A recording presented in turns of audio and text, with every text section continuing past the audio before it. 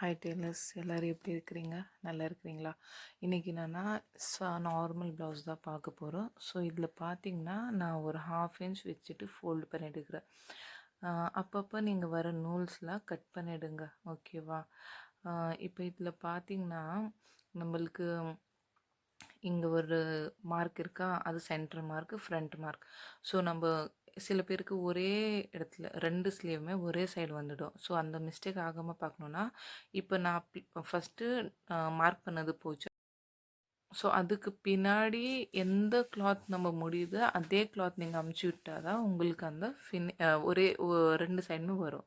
So next பார்த்தீங்கன்னா ஒரு 1 inch fold பண்ணிவிட்டு நம்ம ஃபோல்ட் பண்ணிவிட்டு ஒரு 5 நம்பர் ஸ்டிச் வச்சுட்டு நம்ம ஸ்டிச் பண்ணிக்கலாம். இப்போ பார்த்தீங்கன்னா 2 ஃப்ரண்ட் சைடு வந்திருக்கா. ஸோ ஒன் சைடு ஒரு ஸ்லீவ் வந்திருக்கு. ஸோ இதே மாதிரி தான் நீங்கள் ஸ்லீவ் ரெடி பண்ணிக்கணும். இப்போ பார்த்தீங்கன்னா பேக்கில் டாட் எப்படின்னா நம்மளோட இடுப்பு அளவு இருக்குல்ல, அதோட 4 டிவைட் பண்ணிவிட்டு அதுக்கு நீங்கள் எவ்வளோ வருது அதில் பாதி பண்ணிவிட்டு லென்த் அப்படியே மார்க் பண்ணிவிட்டு அதில் ஒரு அர்க்காத் போட்டுக்குங்க.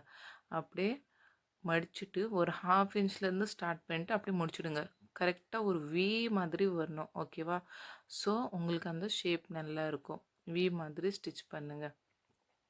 அதே மாதிரி 2 ஸ்டிச்சஸ் போடுங்க. பிகாஸ் ஒரு ஸ்டிச்சஸ் போட்டால் தையல் பிரிக்குது சான்சஸ் இருக்கும்.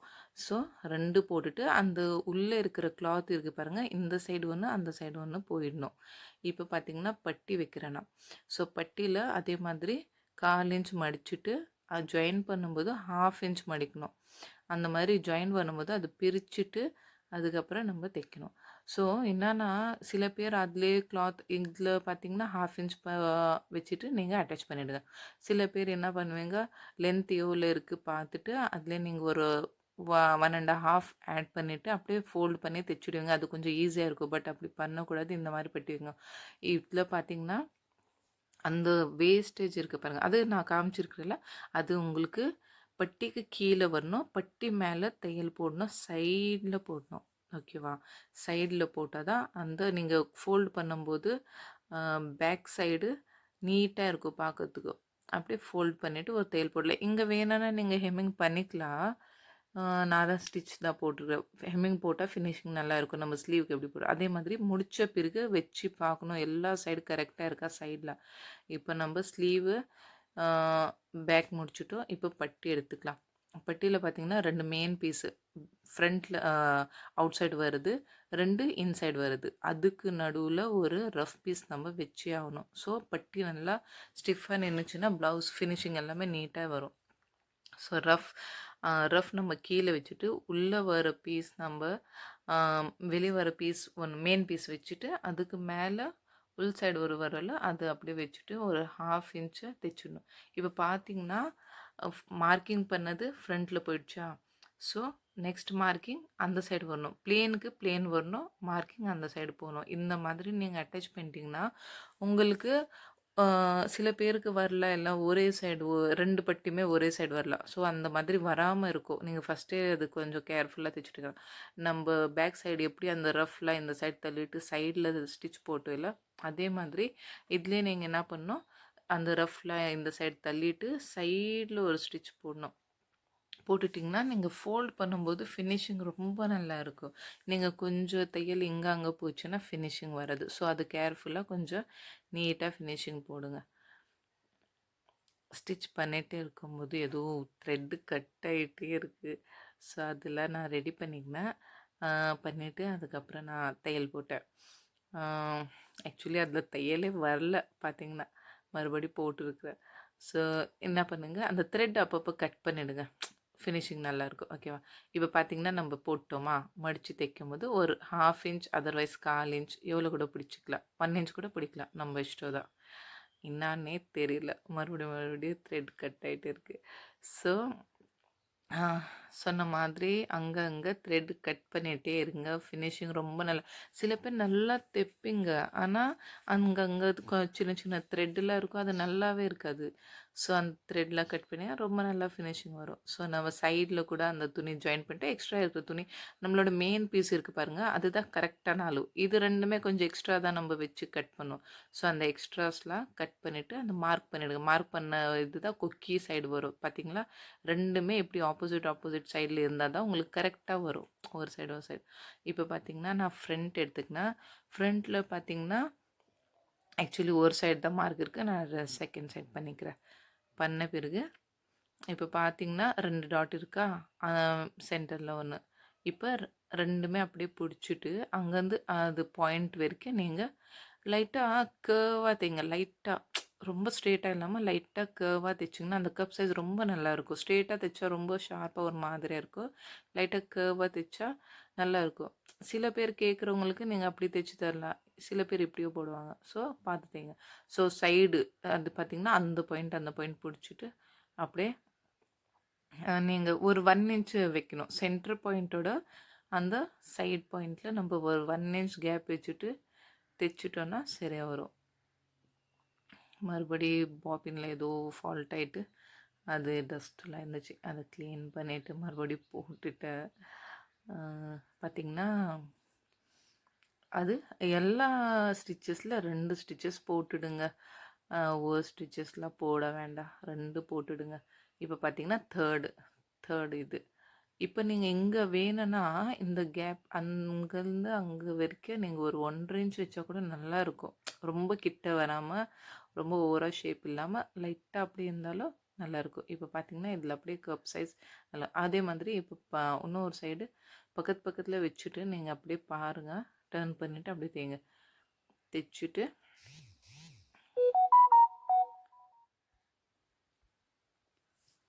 அதே மாதிரி இந்த சைடும் நம்ம ரெடி பண்ணிக்கலாம்.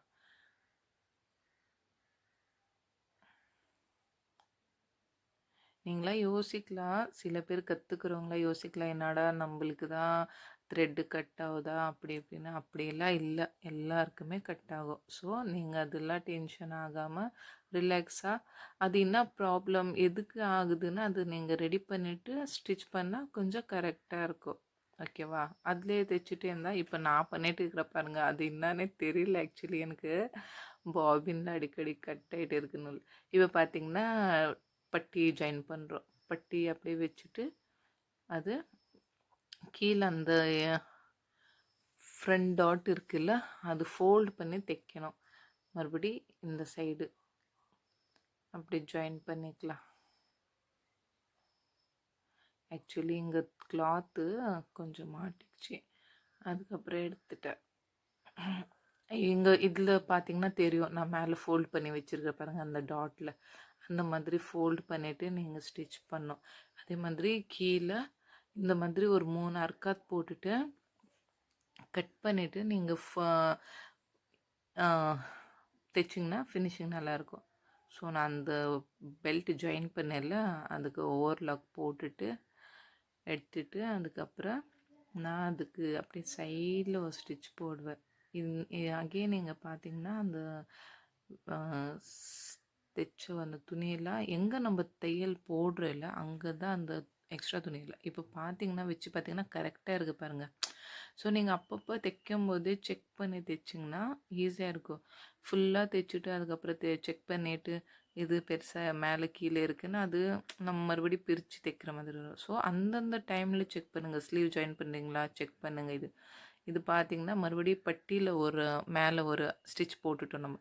ஸோ எக்ஸ்ட்ரா இருக்கிற கிளாத்து துணி ஸ்ட்ரெயிட் பண்ணிவிட்டு அப்படியே நம்ம கொக்கி பட்டி வச்சிடலாம். கொக்கி பட்டி ஒரு 1/4 இன்ச் அந்த மாதிரி வச்சுட்டு ஜாயின் பண்ணிட்டோமா. இது எப்படின்னா ஜாயின் பண்ணிவிட்டு சைடில் ஒரு தையல் போட்டாச்சு. ஸோ சில பேர் என்ன பண்ணுவீங்க அப்படியே ஒரு 1/4 இன்ச் மடிச்சுட்டு அப்படியே 1/4 இன்ச் மடிச்சுட்டு இப்படி மடிச்சுட்டு மறுபடியும் ஒரு மடிப்பு மடிச்சுட்டு தைப்பீங்க. அப்படி பண்ணாதீங்க. ஃபினிஷிங் நல்லா இருக்காது. ஸோ இந்த மாதிரி பண்ணுங்க. ஒரு 1 இன்ச்சு மடிச்சுட்டு ஒரு தையல் போட்டுக்குங்க ஃபஸ்ட்டு. செகண்ட் என்ன பண்ணுங்கள் மறுபடி அந்த ஃபோல்ட் பண்ணிவிட்டு நீங்கள் போட்டு பாருங்கள். ஃபினிஷிங் ரொம்ப நல்லாயிருக்கும். ஒரு முறை நீங்கள் ட்ரை பண்ணி பாருங்கள். கண்டிப்பாக நல்லாயிருக்கும். ஓகேவா? கொஞ்சம் வேலை எக்ஸ்ட்ரா இருக்கும். பட் ஃபினிஷிங் நல்லாயிருக்கும் உங்களுக்கு. ஈஸியாக முடிக்கணும் அப்படி யோசிக்காதீங்க. ஃபினிஷிங் நல்லா இருந்தால் தான் கஸ்டமர் அடிக்கடி வருவாங்க. ஓகேவா? எப்போவுமே நம்மளோட பெஸ்ட்டு தான் நம்ம தரணும். ஓகேவா? ஸோ இப்போ இது பார்த்திங்கன்னா ஐப்பட்டி ரெடி பண்ணிட்டு இருக்கிறேன்னா, இது ஃபோல்ட் பண்ணி அப்படியே ஸ்டிச் பண்ணிட்டு இருக்கிறேன். ஆக்சுவலி இதில் எப்படின்னா, இதில் டபுள் ஃபோல்டிங் வச்சுட்டு தான் நம்ம ஸ்டிச் பண்ணோம். ஆக்சுவலி அதில் துணி கம்மியாக இருந்துச்சு. ஸோ நான் சிங்கிளாக பண்ணுறேன். நான் நெக்ஸ்ட் டைம் ஸ்டிச் பண்ணும்போது கண்டிப்பாக உங்களுக்கு காட்டுறேன் அது எப்படி டபுளாக வைக்கணும்னு. நான் எப்போவுமே டபுளாக தான் வைப்பேன். இதில் துணி இல்லை. ஸோ நம்ம வேறு கலரோ வைக்க முடியாது. இல்லை நல்லா இருக்காது. ஸோ இல்லைன்னா ஓகே பண்ணிக்கலாம். ஆனால் இருந்தோ பண்ணுறது தப்பு. ஓகேவா? ஸோ நீங்கள் கிளாத் இருந்தால் கண்டிப்பாக எப்படி தைக்கணும் அப்படி தான் நீங்கள் தைச்சி ஆகணும். நெக்ஸ்ட் பார்த்திங்கன்னா, இதுக்கு ஒரு அப்படியே மடிச்சுட்டு மேலே உள்ளே ஜாயின் பண்ணிட்டு மேலே மடித்து தைக்கிற மாதிரி தான் வரும். ஸோ அதுக்கு பக்கத்தில் ஒரு நீங்கள் 1/4 இன்ச் போட்டுட்டு ஸ்டிச் பண்ணணும். இப்போ பார்த்திங்கன்னா ஃப்ரண்ட் ரெடி ஆகிடுச்சு. ஃப்ரண்ட்டு ரெண்டுமே ஷோல்டர் ஜாயின் பண்ணிக்கலாம். இப்போ பார்த்திங்கன்னா ஷோல்டர் ஜாயின் பண்ணிட்டு இருக்கிறேன்னா, இதில் 1/2 இன்ச்சு அதர்வைஸ் நம்ம 3 புள்ளி வரும் இல்லை, 3 லைன்ஸ் வரும் பாருங்கள். 1/4 இன்ச்சோட ஒரு புள்ளி எக்ஸ்ட்ரா. அந்த அளவு நீங்கள் ஸ்லீவுக்கு, ஷோல்டருக்கு, அப்புறம் அந்த பட்டிக்கு ஃபாலோ பண்ணிக்கோங்க. ஓகேவா? அதுதான் பெஸ்ட்டு. நல்லாயிருக்கும் ஒரே மாதிரி. ஸோ நான் மறுபடியும் போயிட்டு ஓவர்லாக் போட்டுட்டு வந்துட்டேன் ஷோல்டருக்கு. இப்போ பார்த்திங்கன்னா நம்ம நெக்கு கொஞ்சம் அப்படி இப்படி தான் இருக்கும் லைட்டாக. ஸோ அதெல்லாம் நம்ம ஷோல்டரில் ஜாயின் பண்ணிவிட்டு பார்க்கும்போது நீங்கள் லைட்டாக கொஞ்சம் அப்படி இப்படி இருந்தால் கூட நீங்கள் லைட்டாக ஒரு கட் பண்ணிட்டிங்கன்னா அந்த நெக் நல்லாயிருக்கும். மீன்ஸ் ஷேப்பாக இருக்கா இல்லையா செக் பண்ணிவிட்டு கொஞ்சம் அங்கே இங்கே லைட்டாக அந்த பிசர்லாம் நீங்கள் கட் பண்ணிட்டீங்கன்னா ஜாயின் பண்ணிவிட்டு தைச்ச பிறகு அந்த கர்வ் ஷேப்லாம் நல்லா வரும். இப்போ பார்த்திங்கன்னா நம்ம ஸ்லீவ் ஜாயின் பண்ண போகிறோம். இந்த கட் இருக்குல்ல அதுதான் ஃப்ரண்ட்டில் வரணும். அதே மாதிரி மெயின் சென்டரில் வர்றது சென்டர் ஷோல்டர் கிட்ட வரணும். ஸோ நான் இது வச்சுட்டு அப்படியே நீங்கள் என்ன பண்ணுவீங்க, சில பேர் என்ன பண்ணுவீங்க அப்படியே ஸ்ட்ரெயிட்டாக ஃபுல்லாக தைப்பீங்க. அப்படி தைக்க வேண்டாம். நீங்கள் சென்டர்லேருந்து தைங்க. இது கொஞ்சம் கஷ்டமாக இருக்கும். கஷ்டமாலாம் இல்லை, கொஞ்சம் டைம் எடுக்கும். டைம் எடுத்தால் கூட பரவாயில்ல, நம்மளுக்கு நீட்டாக இருக்கும். சென்டர் அப்போ தான் ப்ராப்பராக வரும். ஸ்லீவ் டவுன் வராது, கரெக்டாக நிற்கும். அங்கே கரெக்டாக தெரியும். ஓகேவா? ஸோ நீங்கள் ஆஃபாக சென்டர்லேருந்து ஸ்டார்ட் பண்ணிவிட்டு முடிச்சுட்டு மறுபடி சென்டர்லேருந்து ஸ்டார்ட் பண்ணிவிட்டு பேக் முடிச்சுடுங்க. ஓகேவா? முடித்த பிறகு செக் பண்ணி பாருங்கள் எங்கன்னா துணி பிடிச்சிருக்கா எதுனா இருக்கான்னு. பார்த்திங்கன்னா கரெக்டாக வந்திருக்கு. ஸோ இந்த சைடாக நம்ம அதே மாதிரி லைட்டாக பார்த்திங்கன்னா கரெக்டாக அந்த ஷோல்டர் கிட்ட வச்சுட்டு நான் ஜாயின் பண்ணிட்டு இருக்கிறேன். பேக் ஒரு சைடு நான் ஸ்டிச் பண்ணிட்டேன். பண்ண பிறகு அப்படியே செகண்ட் இதுவும் நான் ஸ்டிச் பண்ணிட்டேன். ஜாயின் பண்ணிவிட்டு இது ஃப்ரண்ட்டில் வருது. ஸோ இதுக்கும் நீங்கள் 2 ஸ்டிச்சஸ் போட்டுடுங்க. 2 ஸ்டிச்சஸ் போடுறது தான் பெஸ்ட்டு. ஓகேவா? 2 ஸ்டிச்சஸ் போட்டால் பிரியாது உங்களுக்கு. ஓகேவா? மறுபடியும் இது முடித்த பிறகு நான் போயிட்டு ஓவர்லாக் போட்டுட்டு வரேன். மறுபடி ஓவர்லாக் போட்டால் ப்ளவுஸில் கொஞ்சம் ஃபினிஷிங் நீட்டாக இருக்கும்.